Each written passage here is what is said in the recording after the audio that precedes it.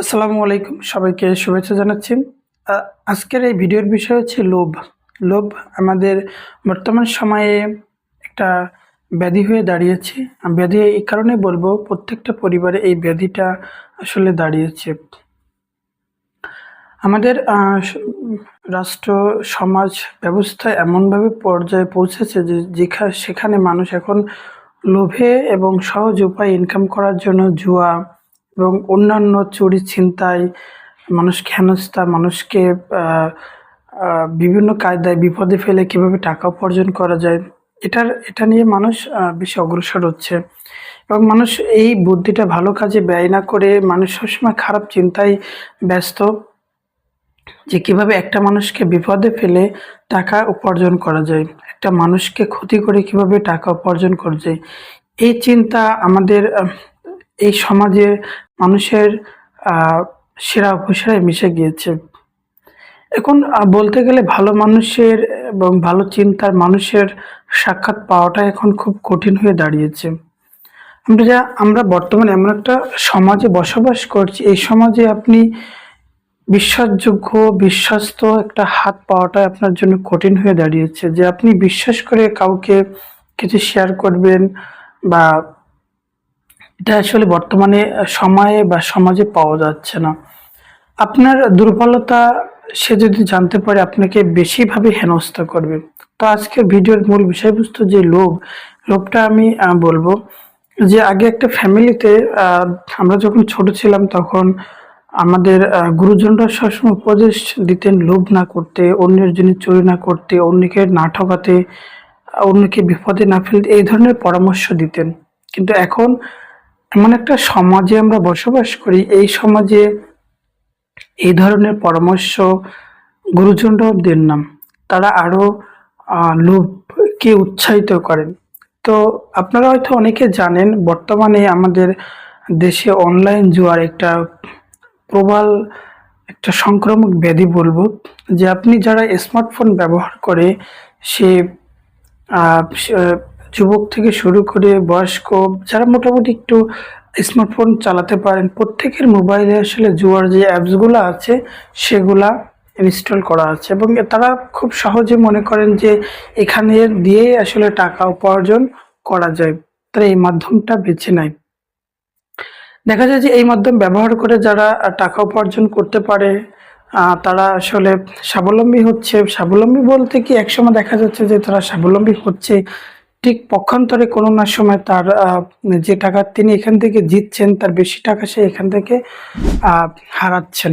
তো একসময় দেখা যায় যে সে তার জমি এবং তার যে সম্পদ থাকে বা সবগুলো আসলে বিক্রি করে সে নিঃস্ব হয়ে যায়, এবং নিঃস্ব হয়ে সে দ্বিধাগ্রস্ত হয়ে পড়ে, এবং একটা সময় মৃত্যুর কোলে আসলে ঢুলে পড়ে, বা অনেক সময় আত্মহত্যা করে। এরকম ধরনের ঘটনায় ইদানিং আমাদের দেশে খুবই মানে আসলে দেখা যাচ্ছে। তো আর এই যে যারা এই জুয়ার যে ফাঁদগুলো পাচ্ছে, এই ফাঁদগুলো আসলে আপনার আমার কোনো না কোনো ফ্যামিলির কোনো ভাই বা আমাদের গুরুজনরাই করছেন আর কি। তো যারা এগুলো করছেন তারা অনেক টাকা উপার্জন করছেন, তারা বাড়ি গাড়ি করছেন, জমি জমা কিনছেন, কিন্তু তাদের ফ্যামিলির লোকজন জানে। তার যদি ছেলে করে তার বাবা মা জানে, কিন্তু বাবা মা এই যে অনেক টাকা পাওয়ার লোভে ছেলেদের উৎসাহিত করছে, কিন্তু কেউ নিষেধ করে না। বর্তমান সমাজের গুরুজনরা এই ধরনের নিষেধ করে না। তার সন্তান অন্যকে ঠকিয়ে তারকে সুখ এনে দিচ্ছে, এটাই তার কাছে বড় পাওয়া, এবং সে ভালো থাকতেছে, এটাই তার কাছে ভালো আর কি। তো এটাই আসলে একটা সমাজের একটা চিন্তা চেতনা। এবং আপনি একটা মনে করেন যে একটা মানে একটা জেনারেশন কোন দিকে ধাপিত হচ্ছে।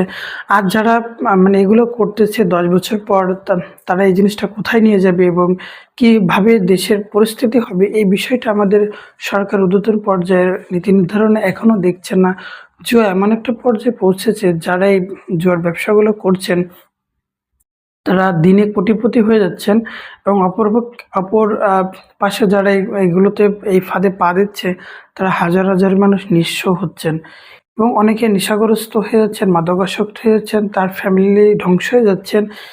এই যে জুয়ার বিজ্ঞাপনগুলো এবং ইউটিউবে যে সরাসরি দেয়, এটাও আমাদের দেশের সরকার এটা বন্ধ করে না কেন, এটাও বুঝি না। যে ইউটিউবে একটা ভিডিও দেখতে গেলে এবং ফেসবুকে একটা ভিডিও দেখতে গেলে খুব সহজেই বিজ্ঞাপনগুলো চোখে পড়ে। এই বিজ্ঞাপনে এমনকি একটা ভিডিও দেখার মধ্যেও অনেক সময় এই বিজ্ঞাপনগুলো অনেকবার দেয় আর কি। তো এই বিজ্ঞাপনগুলো বন্ধ করার জন্য আমাদের দেশের সরকারের ব্যবস্থা কতটুকু, এটাও আসলে ভাবার বিষয়। মানে সরকার কতটুকু জনগণকে নিয়ে ভাবছে, এটাও আসলে বিষয়। এবং যারা এই অপরাধগুলো করে, তারা লোকাল যে থানাগুলোতে টাকা পয়সা দিয়ে ছাড়িয়ে আবারও এইগুলোই আসলে তারা প্রবেশ করছে এবং হাজার হাজার মানুষকে নিঃস্ব করছে।